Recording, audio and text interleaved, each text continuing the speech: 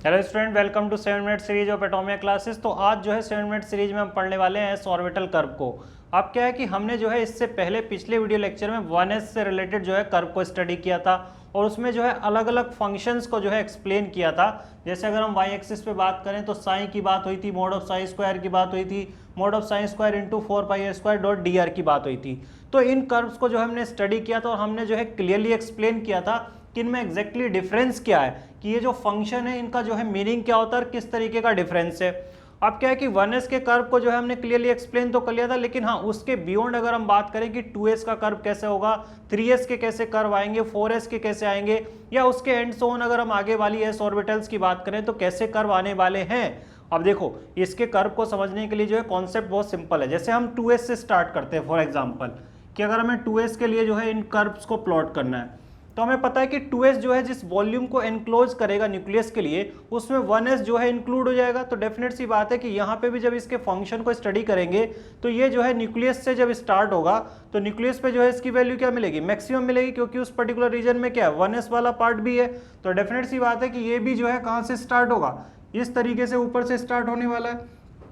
अब डेफिनेट सी बात है कि हमें पता है कि 1s और 2s के बीच में जो है एक पर्टिकुलरली ऐसा पॉइंट है जहां पे इलेक्ट्रॉन के लिए साइन फंक्शन की वैल्यू 0 होने वाली है। क्यों? क्योंकि 1s और 2s के बीच में अगर हम बात करें तो 1s बिलोंग कर रहा है फर्स्ट सेल से और 2s बिलोंग कर रहा है किस सेकंड सेल से। तो क्लियर कट है कि बीच में जो है साइन की वैल्यू 0 होगी, तो यहाँ पे इसको कट करेगा जहां पे 0 आएगा। और देखो साइन जो है निगेटिव हो सकता है, इसको लेके जो है आपको कोई कंस्ट्रेंट नहीं है ऐसा कि साइन निगेटिव नहीं हो सकता है। तो फिर जो है इस तरीके से जो है नीचे लाएगा और फिर जो है 2s के लिए जो है एक मैक्सिमा एग्जिस्ट करेगा, देन ये फिर से टेंस टू होगा किसके, 0 के। तो कुछ इस तरीके का कर्व हमें मिलने वाला जब हम बात करेंगे sign versus air for 2s। अब देखो जब इस पर्टिकुलर कर्व की बात करते हैं mod of sine square versus r की, कि ये जो है हमें किस तरीके का कर्व मिलेगा, तो mod of sine square versus r में भी सेम चीज है कि यहाँ पे जो है 1s वाला रीजन इंक्लूड है। तो ये जो है स्टार्ट होगा इसी तरीके से ऊपर से, लेकिन हाँ हमें पता है कि 1s और 2s के बीच में एक पर्टिकुलरली ऐसा रीजन है जहां पे हिट करेगा किस पे, मिनिमम और 0 पे, और 0 पे हिट करने के बाद फिर से जो है 2s वाला रीजन स्टार्ट होगा और फिर जो है मैक्सिमा करेगा और फिर जो है जैसे 2s खत्म होगा तो ये टेंस टू हो जाएगा किसके, 0 के। तो कुछ इस तरीके का कर्व जो है मिलने वाला है। तो यहाँ पे कट कर रहा है, यहाँ पे 0 हो जाएगा, यहाँ पे कट कर रहा तो यहाँ पे 0 होने वाला है। अब इसमें हमें पता है कि ये तो पॉजिटिव वैल्यू रखेगा तो ये तो ऊपर ही चलेगा, मतलब ये हमेशा पॉजिटिव ही आएंगे। अब इसकी अगर हम बात करें कि इस पर्टिकुलर टर्म के लिए जो है किस तरीके का कर्व हमको मिलने वाला है जब हम बात करते हैं 4πa² और मोड ऑफ साइन स्क्वायर की।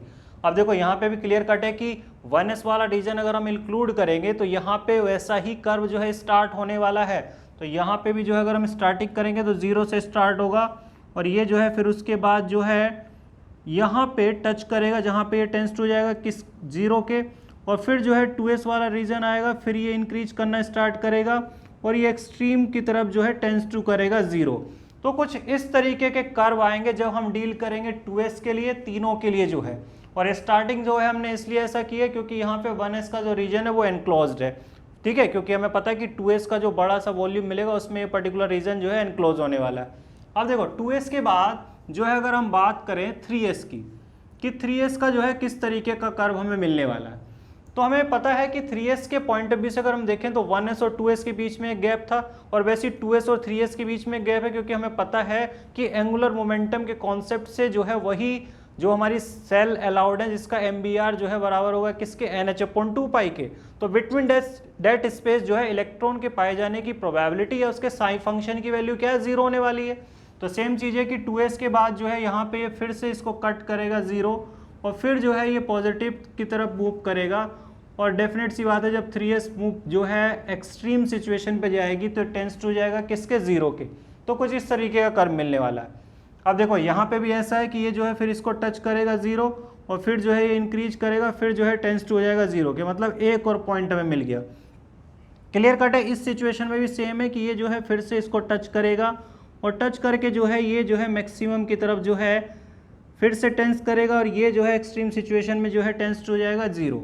तो यहाँ पे क्लियर कट दिख रहा है कि इसमें भी जो है ये इसको 2 बार कट कर रहा है जब हम 3s के लिए बात कर रहे हैं, और इसमें भी और इस पर्टिकुलर इसमें भी। अब ये जो चीज़ें हैं जहाँ पे हम कट करने की बात कर रहे हैं तो यहाँ पे इन पर्टिकुलर टर्म्स की जो हमारा साइन है मॉड ऑफ साइन स्क्वायर है, या ये जो पर्टिकुलर टर्म है, इनकी वैल्यू क्या है, 0 हो जा रही है। तो अगर इनकी वैल्यू 0 हो जा रही है तो क्लियर कट है कि जहां पे डिस्टेंस डिपेंडेंसी के नाम पे प्रोबेबिलिटी 0 हो जाती है इलेक्ट्रॉन के पाए जाने की, उनको हम बोलते हैं रेडियल नोड। क्लियर कट, जो डिस्टेंस पे डिपेंडेंट है और प्रोबेबिलिटी क्या हो जाए, 0 हो जाए, मतलब वो रेडियल नोड होंगे। मतलब क्लियर कट है कि ये जो पॉइंट यहाँ पे दिख रहे हैं, कट जहाँ पे कर रहा है, ये सब के सब रेडियल नोड है।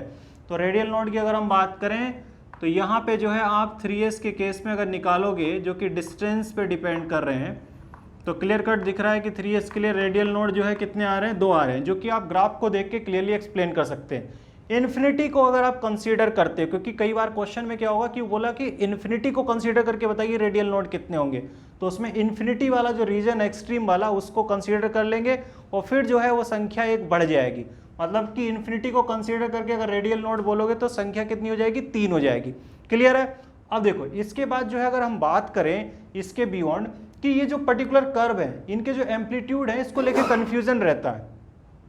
तो अगर इसको लेके कंफ्यूजन रहता है तो अगर हम कंफ्यूजन की बात करें कि किस तरीके का जो है हम इसको सिंप्लीफाई करेंगे, तो बहुत सिंपल सी सिचुएशन है कि जब सिंप्लीफिकेशन की बात करते हैं तो यहाँ पे देखो कि यहाँ पे एम्पलीट्यूड जो है डिक्रीज कर रहा है। अब क्यों डिक्रीज कर रहा है एम्पलीट्यूड, क्योंकि हमें पता है कि ये प्रोबेबिलिटी डेंसिटी वॉल्यूम से डिवाइड करना पड़ता है। तो हमें पता है कि 2s के लिए वॉल्यूम क्या बड़ा हो जाएगा, 3s के लिए वॉल्यूम और भी बड़ा हो जाएगा। तो जैसे जैसे लार्जर वॉल्यूम से डिवाइड करेंगे तो इसका एम्पलीट्यूड भी मैक्सिमम वैल्यू के लिए क्या घटता रहेगा। मतलब कई बार स्टूडेंट को ऐसा लगता है कि कैसे जो है एम्पलीट्यूड दिखने चाहिए, तो लॉजिक यही है कि एम्पलीट्यूड जो है आगे की तरफ बढ़ते तरफ घटता रहना चाहिए। अब यहाँ पे देखो कि मैंने बनाया है कि एम्पलीट्यूड जो है इंक्रीज कर रहा है। अब इंक्रीज क्यों कर रहा है, क्योंकि हमें पता है कि 1s 2s और 3s में वॉल्यूम जो है सबसे ज्यादा किसका होगा, 3s का। तो क्लियर कट है कि यहाँ पे साफ साफ दिख रहा है कि एम्पलीट्यूड जो है जैसे जैसे मूव करोगे वो बढ़ता चला जाएगा, मतलब 4s का हिस्सा ही बड़ा होगा। तो क्लियर है। तो इस तरीके का जो है ग्राफ था किससे रिलेटेड, s ऑर्बिटल से रिलेटेड। तो अगला जो हमारा वीडियो लेक्चर होगा उसमें जो हम बात करेंगे किसके ऊपर, p और d और f के ऊपर, कि उसके जो है कर्व किस तरीके के होने वाले हैं।